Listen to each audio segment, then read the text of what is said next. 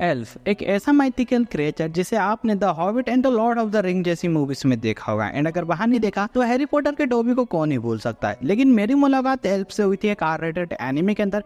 And उस anime का नाम मत पूछने लग जाना, नहीं तो आप लोगों से सच मार के बिगड़ जाओगे। एंड क्या तो बनावट थी इस एल्फ की, क्या सुंदरता से इस चीज को नकारा गया है, एंड क्या ही कैरेक्टर्स है। लेकिन एक बात है जो कि मुझे सेटिस्फाई नहीं करती, वो ये है कि हम सभी लोगों को मालूम है कि एल्फ दिखते कैसे हैं, लेकिन क्या हमें ये मालूम है कि एल्फ आखिर आए कहाँ से, एंड ये एल्फ वाला कॉन्सेप्ट आखिर किस माइथोलॉजी से उठाया गया है। तो आज की वीडियो फुली होने वाली है एल्फ के ऊपर, and it's a very informative video. तो शुरू से लेकर एंड तक जरूर इस वीडियो को देखना, क्योंकि शायद आपके 10वीं या 12वीं के पेपर में एल्फ नाम का क्वेश्चन आ जाए। एंड मेरा नाम है राहुल, एंड मैं यहाँ ऐसे इंटरेस्टिंग कंटेंट लाते रहता हूँ। तो अगर आपको जरा सा भी इंटरेस्ट है तो please hit the like button, and channel से जुड़ने के लिए एक लाल वाला बटन होगा सब्सक्राइब नाम का, उसे दबा देना ताकि आप मेरी चैनल से जुड़ जाओ। एंड चलिए बिना किसी बकचोदी के शुरू करते अपने वीडियो को। So now let's begin. सबसे पहले हम जानेंगे कि ये नाम कहाँ से आया। वेल, एल्फ नाम आता है नॉर्स माइथोलॉजी के एक क्रिएचर द एल्फार से, लेकिन मॉडर्न टाइम में इन्हें एल्फ या एल्फ नाम दिया गया।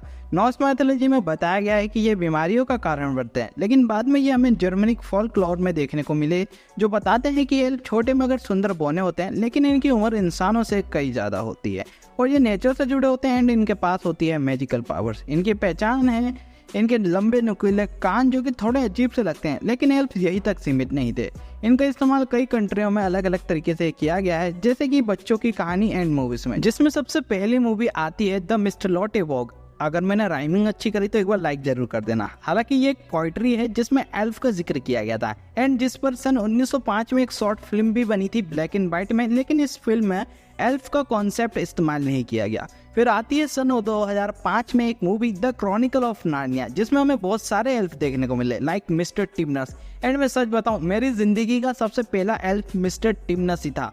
एंड ये हमारा एक्समैन वाला प्रोफेसर एक्स है जिसने मिस्टर टिमनस का रोल यहाँ निभाया। एंड इसके बाद ऐसी बहुत सी मूवीज आई जिसमें हमें एल्फ देखने को मिले, जैसे कि Lord of the ring and the hobbit. And अभी तो लॉर्ड ऑफ द रिंग की एक वेब सीरीज भी चल रही है, मुझे नहीं मालूम, अगर चल रही है तो कमेंट करके जरूर मुझे बताना, एंड उसके बारे में भी बताना कैसी। अब जहाँ से मैं आ जाता हूँ मेन मुद्दे पर, क्योंकि आप सभी लोगों को मालूम है कि मैं किस टाइप का बंदा हूँ, एंड पहुंच जाता हूँ सीधा जापान के एनिमे पर, जिसमें एक कैटेगरी होती है वो है इसेकाई। एंड इस कैटेगरी में हमें दिखाई जाती है दूसरी दुनिया, एंड इसमें होते हैं monster, demons, beast and elf. And elf के बिना तो ये कैटेगरी अधूरी है। एंड अगर वेस्टर्न कंट्री की बात करें तो एल्फ को बहुत ही भद्दा बताया गया है, जैसे कि डॉबी को ही देख लो, एंड अगर माइथोलॉजी में देखे तो और भी भद्दे। लेकिन जापान वालों ने एल्फ का यूज इस तरह से किया कि बिना एल्फ के इसेकाई वर्ल्ड अच्छा दिखता ही नहीं है। मेरा मतलब, अगर इसेकाई वर्ल्ड टाइप एनिमे देख रहे हो तो उसमें अगर एल्फ देखने को नहीं मिला तो कुछ नहीं मिला। एंड मैं सीरियसली बता रहा हूँ, जहाँ अगर वेस्टर्न कंट्रीज में एल्फ को बहुत अच्छा बताया गया है, वही जापान में एल्फ को बहुत ही बुरा एंड क्या मालूम क्या क्या तरीके से बताया गया है। एंड अगर आप देखते हो उस टाइप के एनिमे तो आप लोगों को मालूम ही होगा कि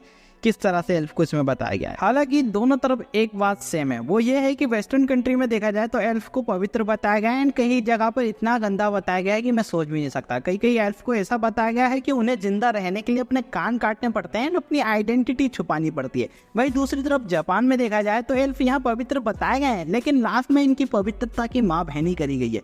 एंड उम्मीद करता हूँ आप इस वर्ड को समझ गए होंगे कि कौन सी पवित्रता के बारे में मैं बात कर रहा हूँ। लेकिन यहाँ तक सीमित नहीं है, मैं सीरियसली कह रहा हूँ, अगर किसी इसेकाई वर्ल्ड में तुम्हें एल्फ देखने को नहीं मिले तो कोई मतलब का नहीं वो इसेकाई वर्ल्ड। हालांकि वो बात अलग है कि अगर उसकी स्टोरी अच्छी हुई तो मैं कुछ नहीं बोलूँगा, लेकिन स्टिल अगर एल्फ देखने को मिल जाए तो भाई दिल खुश हो जाता है। एंड चलिए लास्ट में मैं आपको एक बोनस पॉइंट देके जाता हूँ, ये कि सबसे पहले किस एनिमे के अंदर एल्फ को दिखाया गया था। एंड सबसे पहले मैं बता दूं कि मुझे खुद नहीं मालूम किस एनिमे के अंदर एल्फ को सबसे पहले बताया गया, लेकिन कुछ सूत्रों से पता चल रहा है कि एक एनिमे है जिसका नाम है लेदा द फैंटास्टिक एडवेंचर ऑफ योंको, जो कि सन 1980 में आई थी। एंड मैंने इस एनिमे को नहीं देखा तो शायद इसमें एल्फ है या नहीं मुझे नहीं मालूम, लेकिन इस एनिमे के अंदर भी एक ऐसा कैरेक्टर है जिसको एल्फ कहते हैं या फिर एल्फ नाम दिया गया है। हालांकि अगर आपने ये एनिमे देखा तो एक बार कमेंट में बता देना, क्योंकि मुझे तो नहीं लगता किसी ने इस एनिमे का वो देखा होगा।